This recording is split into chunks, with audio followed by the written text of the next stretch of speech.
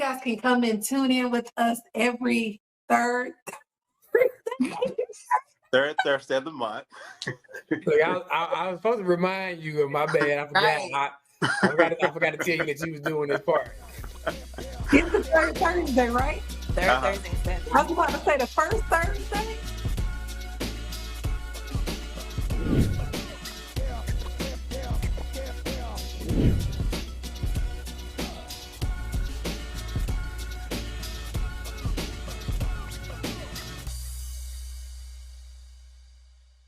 So, hey, everyone, and thank you for joining. My name is Chris Colston. I'm joined by Isaiah Tooks, Kimberly Lake, and Laria Reed, and we are Four Friends in a Book.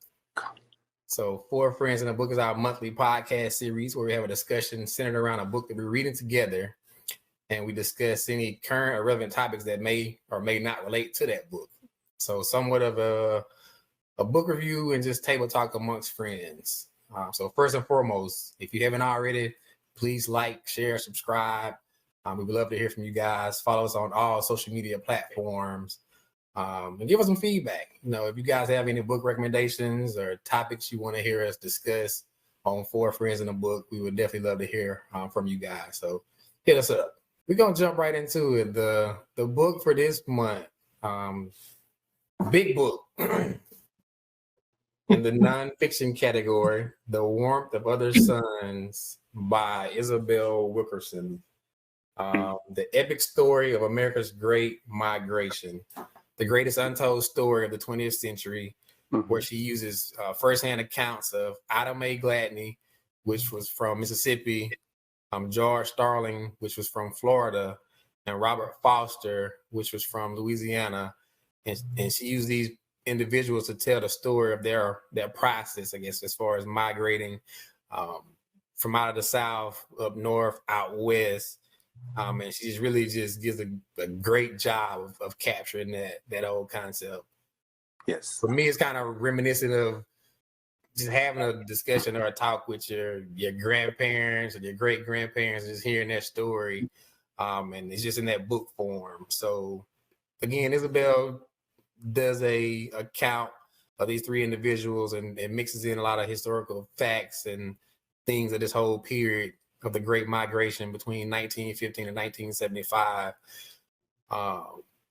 What characters or who was your, I guess, the character that she utilized, which one stood out to you the most, I guess, throughout this book? Okay. Well, of course, my favorite character was Robert Joseph Pershing Foster. He was most memorable to me. And he was the son of a high school principal and a teacher, the youngest of four siblings. Robert, he got his first start because his oldest brother, Madison, was a doctor already.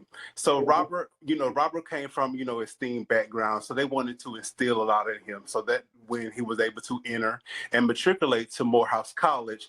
And in Atlanta is where he actually met his wife, Alice. And, Alice was the daughter of Atlanta University president already. So him and his wife, they actually ended up getting married. So they actually moved to Tennessee. And that's what actually Robert went to medical school. He went to Meharry Medical College. And I say all that to just say this.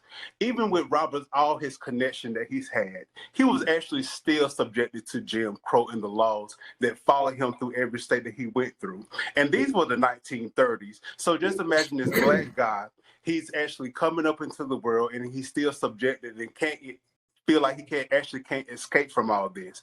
Robert's earlier years as a surgeon, all he could do was basically, do urine samples and actually take blood pressure. Robert even went to the U.S. Army and, his superiors wouldn't even allow him to actually see and visit white patients. They discredit his abilities, as a surgeon. And, from where he started to where he ended and he matriculated through, the progress of being one of the top surgeons of the United States, that was most memorable to me. And that's why, I felt that I connected with him as, one of the good characters in the book. Yeah, that's good. Yeah, Robert, again, starts out in Monroe, Louisiana. And as Isaiah mentioned, he takes this journey, going to college in Atlanta, going to medical school, joining the the Army, being deployed, going overseas, and still having these hardships as far as trying to progress within his career, and finally deciding to take his talents out west and move to California, only to get out there and face additional hardships. So good account of that. Maria, I'm coming to you next. Who was your most memorable character within this book? Okay, well, I liked all three for various reasons. I like Robert, Ida, and George, but George I resonated the most with. And let me just say this about this book. It is, of course, it's a historical book, but it's extremely heavy for me. And I was telling you guys, like the stories that they were giving, even from each one of them was just like, I kept having to stop because it was just so, woo. But with George, I identified with him. And I think because he went to college, he was a sharecropper's child. And then his father was able to send him to Florida A&M during that time. And that was kind of like, I mean, you think of first generation going to college as being a big deal, but that was a huge deal to send your child in, because that was labor, that was money that you could be having helping you, and the money that you were using to send your child to school. So for me, that was a huge deal. And it kind of made me reflect on my own life. Like, I just took for granted, oh, I'm going to college. All right, I'm going on. My father, we can get student loans and just go. But for him, it was like, that was a major thing to leave from where they were. And then for him to get there and then have to come back because his money had run out. And it was just so like gut wrenching. And I'm just thinking, because of the fact that I've gone to college, I was putting myself in those shoes. Like, what would it be like to be going to FAMU, basically? You're in a college setting, you're good, and then have to go back to picking cotton or doing whatever the sharecropping was for that time. So I kind of identified more with his story. That was probably the only thing I could identify with any of their stories, because they were so just, and we'll get into talking about more of that, but just gut wrenching, the things that they had to go through to be who they were, just to live day to day, especially being a Black man. You could wake up and just be lynched for walking down the street because they thought you did something. So I don't want to give too much away, but yeah, George was my favorite person. I really enjoyed his character. Yeah, I agree. George was another good story. All right, Miss Lake, who's your most memorable character in the book? So for me, I have to agree with Isaiah. Robert was my favorite character. And anytime I read a book and somebody is like a dreamer, I kind of just relate to them because I'm that way. And Robert had that drive and that dream in him to be better and do better, always. Like Isaiah said, he was a doctor, but he was relegated to doing urine samples or just being out of the country. He couldn't see white people. And he always, in spite of what he faced, he always in his head was like, okay, I need more. He was always trying to elevate himself. And even when he got out to California and he was trying to build his practice, he still had to face discrimination, not only from whites, but people that knew him that, back in Louisiana, they didn't want to see him because they thought a white doctor would be better. So he was always hustling, trying to be better than what he was and what he knew he could be. Now, was he a little flashy? And, sometimes he had, trying to buy cars and all that. Yeah. But under all of that, it's because he knew that's where he should have been always. So I like Robert because I'm a dreamer, and if he could do it, that motivates me to believe I can do it, especially with his circumstances that he faced in his life. So he was my favorite story in the book. That's true. Good. Yeah. I'm gonna be honest, man. I like them all. This book was right up my alley. I love history. I love African American history, and just to hear these stories. My girl Ida Mae, she from Mississippi, I'm a Mississippi boy, so there was a lot of connecting pieces with that. Just hearing her and her husband's story, and just really the hardship they're facing, and some of the injustices they're seeing, that was really the driving force for them to leave Mississippi to go to greener pastures, which they thought may have been greener pastures. Everybody talking about Robert from Monroe, Louisiana. So I got connection with that. My dad's side of the family is from Monroe. So even just his story, his journey to try to advance his education, to try to advance his economic standing, was very. It just resonated with me a lot as well. And George, again, just a young guy trying to make it.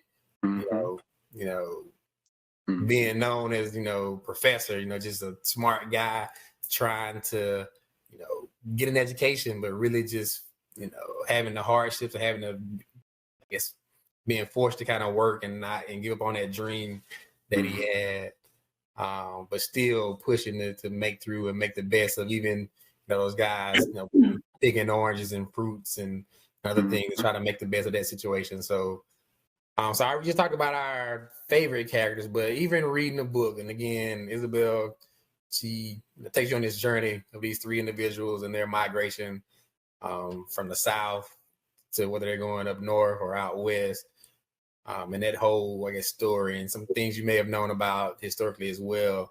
But were there any, I guess, surprises or new revelations that you gathered from the book? Larry, I know you mentioned it was heavy.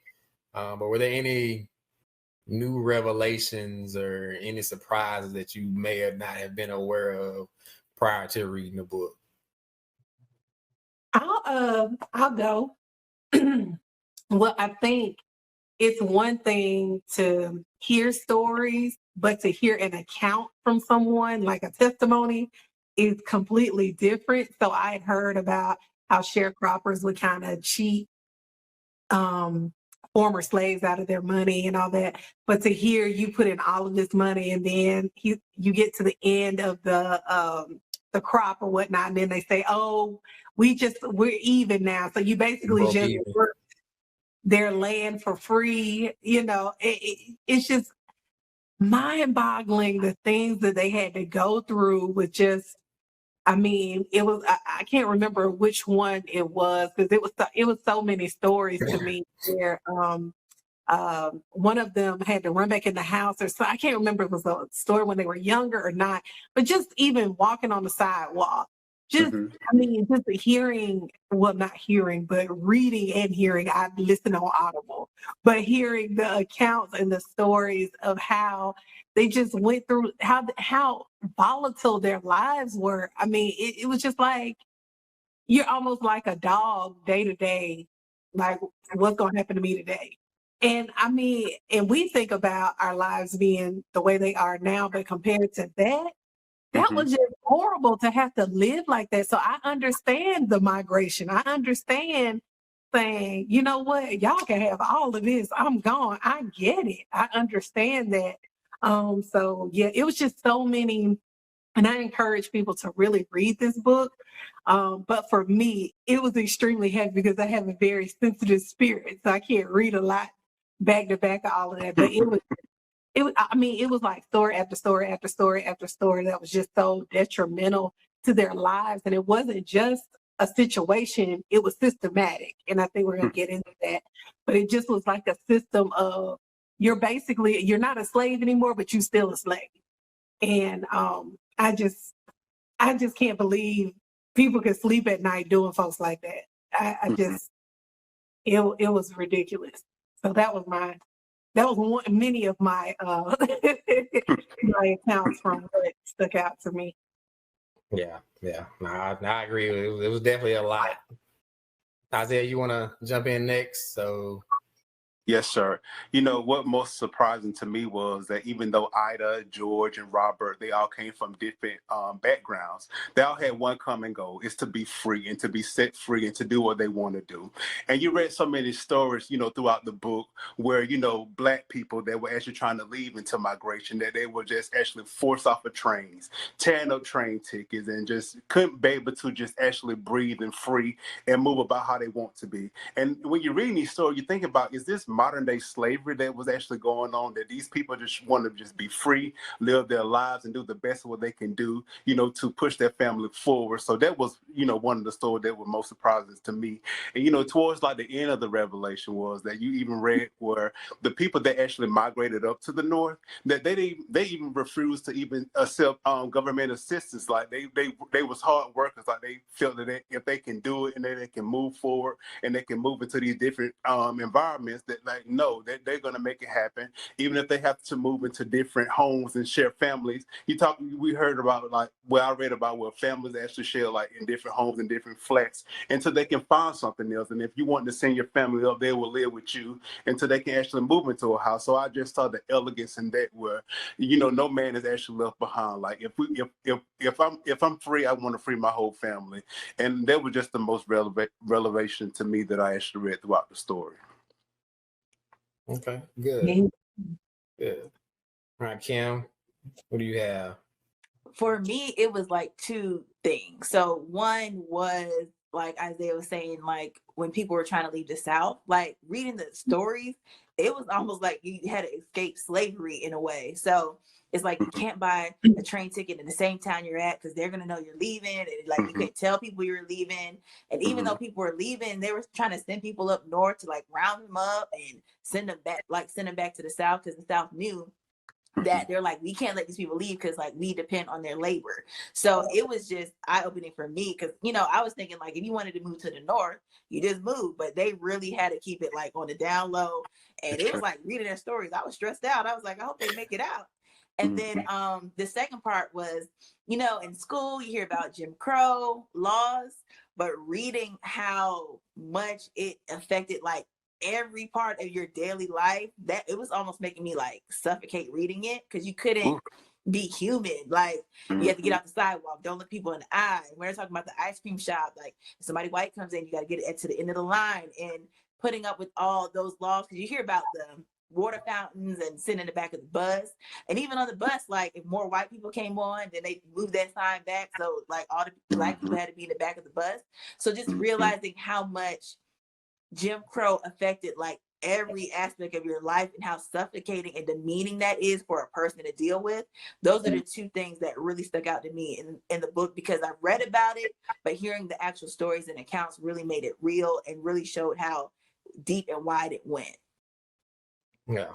That's good. Yeah. The book was a lot of revelations for me in reading the book. Again, of course, I grew up in the South. I got cousins in Chicago, St. Louis, California. So I've always known about people leaving the South and going up north and going out west.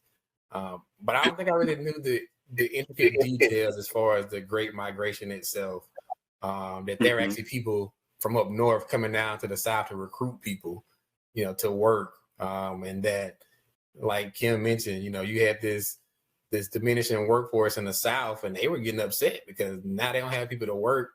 During the time periods of, we're in World War I and World War II, where, our soldiers are out fighting, and now we need to make,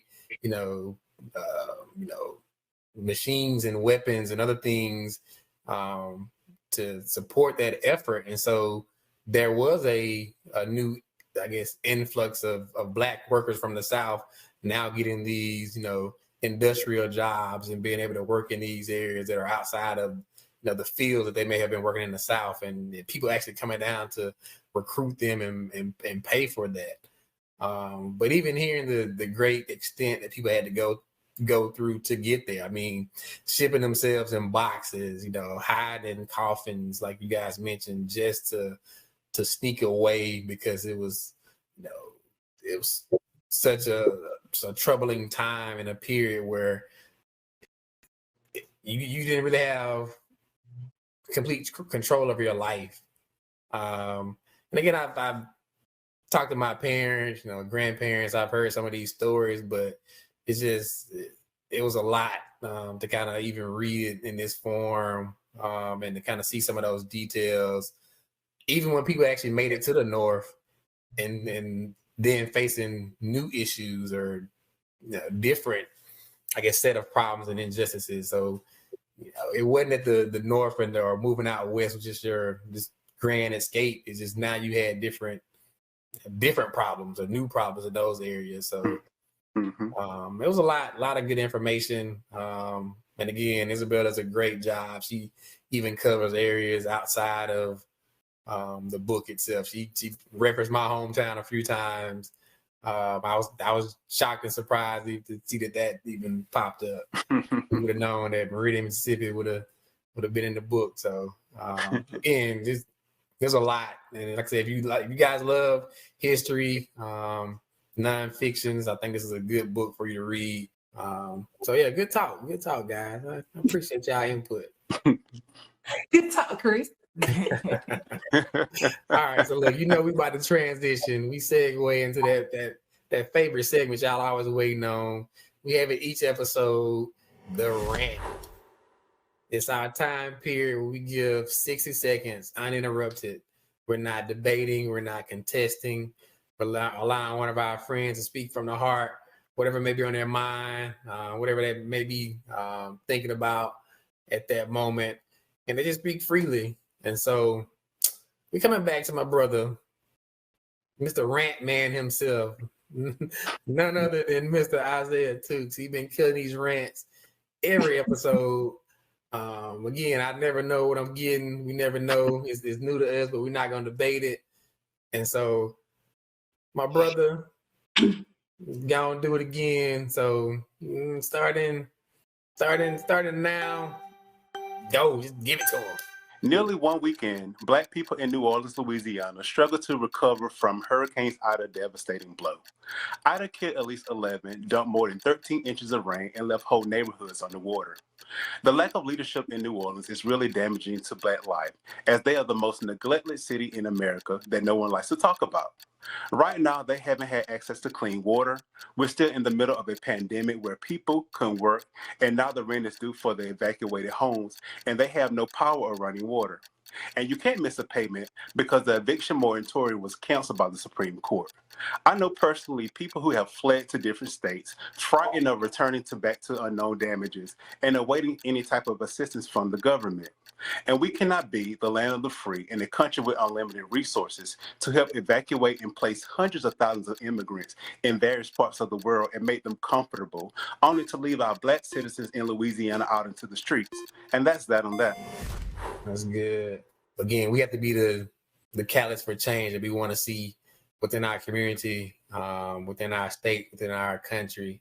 And so we all have a part to play in that. So thank you, brother, for educating us once again with your rant. Yeah. All right, so Four Friends in the Book podcast, we just wrapped up this month's book, The Warmth of Other Suns by Isabel Wilkerson.